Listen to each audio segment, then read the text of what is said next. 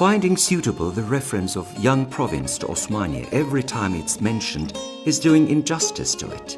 Having never relinquished its status as a sanjak in Ottoman times, Osmaniye was defined as a province until 1933 in the Republican era. The restoration of its right as a province in 1996 after long years of its reduced position in the administrative structure should be seen as the reinstatement of its right. Osmaniye, in other words, has never lost its characteristic of being a center in its geography.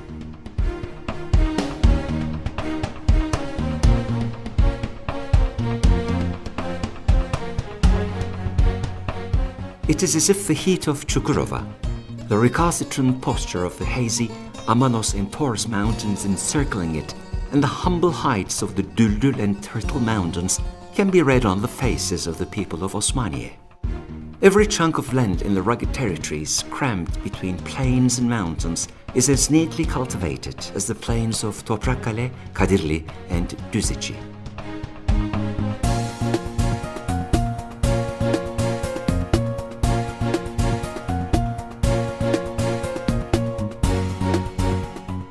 Its fortresses, harking back to prehistoric eras and standing in defiance of centuries, are as if inviting you to a time tunnel.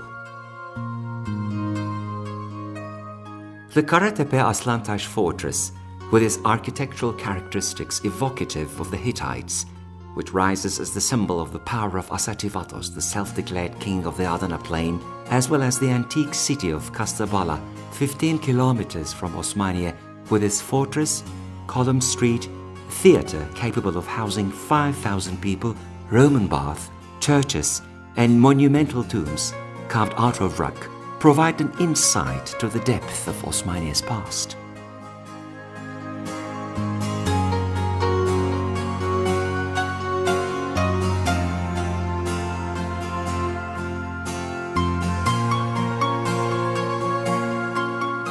Toprakkale, built on a 75-meter soil, heaped up on the rocks, holding sway over the road, which connected in the early ages Çukurova to Syria, attests to the importance of Osmaniye in its geography even in 2000 BC. The fortress of Hemite, or Amuda as it is sometimes called, on the Osmaniye-Kadirli road, easily visible from Toprakkale and Yılankale, stands as if communicating with them. It is unbefitting to a traveller to pass through the region without seeing or even paying homage to the fortress of Harun Reşit, built in 699 by Bordu Bey Faraj Bey, named after Abbasid Caliph al-Rashid or Harun Reşit, and used for the relocation of Turkish immigrants from Khorasan. The Safranda fortress on the 30th kilometer of the Kaypak road. The Çardak fortress built near the village of Çardak to control the caravan trade. The fortress of Karafenk, 7 kilometers to the east of the Hasanbeyli township, and the Babaoğlan fortress erected on a domineering hill in the village of Babaoğlan.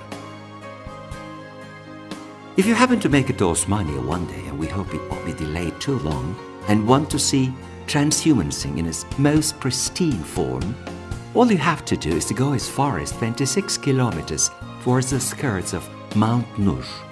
On the 16th kilometer, you find yourself landed on the Olukbaşı upland dotted by the region's traditional wooden houses nestled among pine trees. If you go another 10 kilometers, you reach the upland of Zorkun, surrounded by pine, cedar, and fir trees, whose population hits 60,000 in summertime.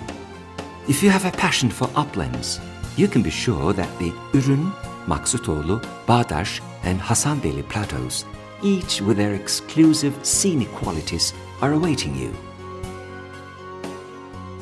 It isn't hard for the discerning eye to tell at first sight that Osmaniye, with its enviable qualities and assets, is not a town one can take lightly.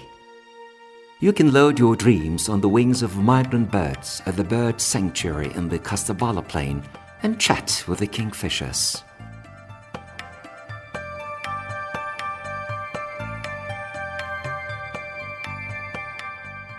The bounty generated by Mount Düldül and the Ceyhan River is visible not only in the plains, but also in a paradise of a venue called Haruniye, which has served since 51 AD as a healing spa.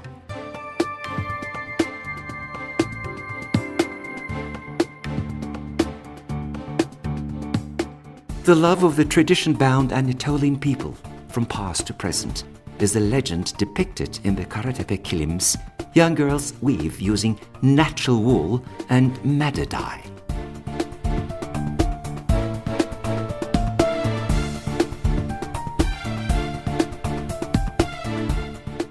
As for production, when and how the peanut was introduced to Turkey is uncertain. But what is certain is that Osmaniye is where the peanut stock exchange is determined. Its cultivation is tough, but harvest enjoyable. The peanut is not only a nut in Osmaniye. The peanut almond, made available as a result of Governor Celalettin Cerrah's concerted efforts for product diversification, has already taken its place on the shelves as a sought-after dried fruit. Turnip cultivation has put its stamp in Osmaniye's economy as much as peanut production has. 80% of the turnips grown in Turkey have the Osmaniye Kadirli brand name. Poised to soon take off in industrialization with its organized industrial zone, Osmaniye prides itself on preserving its handicrafts for future generations, not to push their past into oblivion, and to acknowledge the journey made so far. The Osmaniye Governor's Office, East Mediterranean Development Agency, DOACA for short, sets a good example with its determination for whatever there is traditional, from knife making to leather trade, baklama, pine glass, local pastry, kömbe, and flat weaving, to live on. Modern windmills, the major actors of alternative energy standing across where the fortresses are as if strutting their stuff, auguring the glory of their future.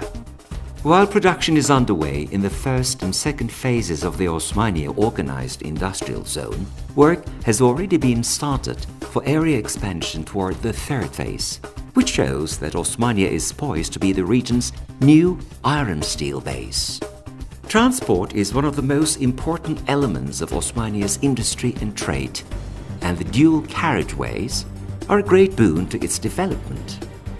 While they make the port of Iskenderun much more easily accessible, the airports of Adana and Hatay, only an hour and a half away, provide for Osmaniye to be an unrivaled center of attraction in terms of investment. Osmaniye, with its fortresses standing upright since the time of Hittites, its mind-blowing outflats, spas, antique cities, and its organized industrial zone, which is the rising star of the iron, steel and textile sector, is awaiting you, not only as a holiday destination, but also as a place where you can make investment. Welcome to Osmaniye.